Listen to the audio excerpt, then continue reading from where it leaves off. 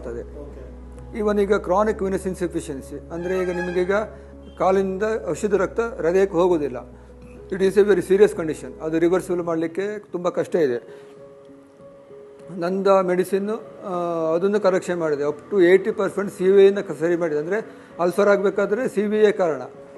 ಮತ್ತು ಇವನ್ನು ನಂದು ಓನ್ಲಿ ವೆರಿಕೋಸ್ ವೇನ್ಸಿ ಮಾತ್ರ ಆಗೋದಿಲ್ಲ, ಇವನ್ ಆರ್ಟ್ರಿಗೂ ಆಗ್ತದೆ. PAD ಪೆರಿಫರಲ್ ಆರ್ಟ್ ಡಿಸೀಸಲ್ಲಿ ಇವನ್ PAD ಆರ್ಟ್ರಿ ಒಂದು 80% ಅಕ್ಲೂಷನ್ ಆಗಿದ್ದು ರೆಡಿ ಮಾಡಿ ಕೊಟ್ಟು, ಅಂದರೆ ಅದು ಗ್ಯಾಂಗ್ರೀನ್ ಆಗ್ತದೆ. ಅಂದರೆ ಆರ್ಟ್ರಿ ಬ್ಲಾಕೇಜ್ ಆಗಿ ಗ್ಯಾಂಗ್ರೀನ್ ಆಗ್ತದೆ. ಅದು ನಮ್ಮ ಸೇಮ್ ವೆರಿಕೋಸ್ ವೇನ್ ಔಷಧಿ ಇವನ್ ಆರ್ಟ್ರಿ ಬ್ಲಾಕೇಜನ್ನು ಕಡಿಮೆ ಮಾಡಿದ್ದಾರೆ. ಗಾಯ ವಿತೌಟ್ ಪ್ಲಾಸ್ಟಿಕ್ ಸರ್ಜರಿ ಅದು ಗುಣ ಆಗಬೇಕಾದ್ರೆ ಅಲ್ಲಿ ಮೈಕ್ರೋ ಮತ್ತು ಮ್ಯಾಕ್ರೋ ಸರ್ಕ್ಯುಲೇಷನ್ ಆಗಬೇಕು, ಮತ್ತು ಅಲ್ಲಿ ಸೆಲ್ಸ್ ರೀಪ್ರೊಡಕ್ಷನ್ ಆಗಬೇಕು.